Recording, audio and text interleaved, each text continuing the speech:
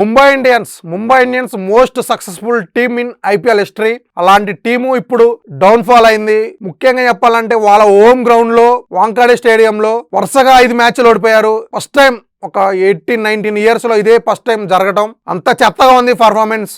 అందరూ కెప్టెన్ హార్దిక్ పాండ్యాని తప్పు పడుతున్నారు. కెప్టెన్ హార్దిక్ పాండ్యా కంటే ఎక్కువ ఈ ముంబై ఇండియన్స్ డౌన్ ఫాల్ కారణం ఇద్దరు అనుకోవచ్చు. ఆ ఇద్దరు ఎవరో కాదు, బుమ్రా అండ్ సూర్యకుమార్ యాదవ్. వాళ్ళిద్దరు ఫెయిల్ అవటం వల్లే ముంబై ఇండియన్స్ ఇలాంటి సిచ్యువేషన్ ఉందనిపిస్తుంది నాకైతే. ముఖ్యంగా బుమ్రా గురించి అందరికీ తెలిసిందే. World number 1 bowler, world class bowler, world లోనే టాప్ బౌలర్. ఇండియాకైతే ముఖ్యంగా బుమ్రాని మించిన బౌలర్ లేడు, ఇంత ముందు కూడా రాడు. అలాంటి బౌలర్ ఈ సీజన్ లో వరస్ట్ పర్ఫార్మెన్స్. 8 మ్యాచెస్ ఆడారు, ఇప్పటికీ జస్ట్ 2 వికెట్స్ తీశాడు, 236 రన్స్ ఇచ్చాడు.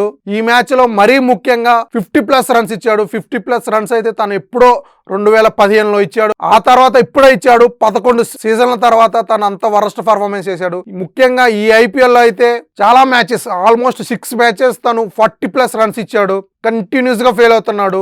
బుమ్రా లాంటి బౌలర్ ఫెయిల్ అవుతుంటే హార్దిక్ పాండ్యా కాదు, రోహిత్ శర్మ ఉన్నా ఏం చేయలేరు. ఎందుకంటే బుమ్రా మీదే ముంబై ఇండియన్స్ బౌలింగ్ డిపార్ట్మెంట్ మొత్తం బేస్ అయి ఉంటుంది. తను ఫెయిల్ అవుతే అందరూ ఫెయిల్ అవుతున్నారు.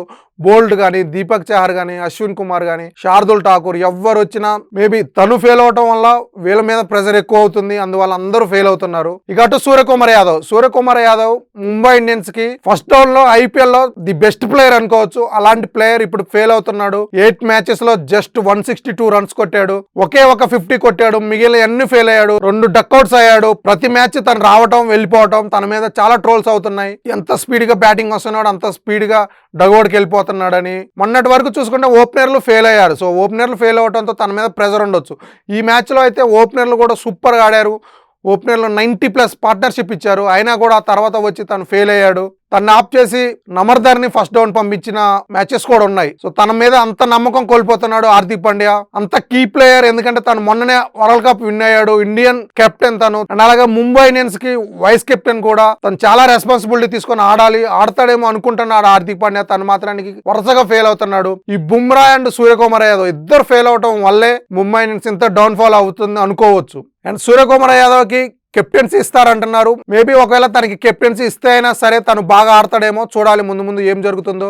వీళ్ళిద్దరు బాగా ఆడాలి. మిగిలిన 6 మ్యాచెస్ లో 6 గెలిస్తేనే వాళ్ళు క్వాలిఫై అవుతారు. అండ్ అలాగే రోహిత్ శర్మ కూడా కంబ్యాక్ ఇవ్వాలి. రోహిత్ శర్మ కంబ్యాక్ ఇస్తే ఆ విల్ జాక్స్ టీమ్ లోకి వచ్చాడు. విల్ జాక్స్ ని ఓపెనర్ నుంచి ఫినిషింగ్ పంపిస్తే ఆ టీమ్ కి ఇంకా ప్లస్ అవుతుంది. హార్దిక్ పాండ్యా తోడు ఇంకొక మంచి ఫినిషర్ వాళ్ళకి యాడ్ అవుతారు. మంచి పార్ట్నర్షిప్ ఉంటుంది లాస్ట్ లో ఇద్దరికి. చూడాలి మరి ఏం జరుగుతుందో ముందు.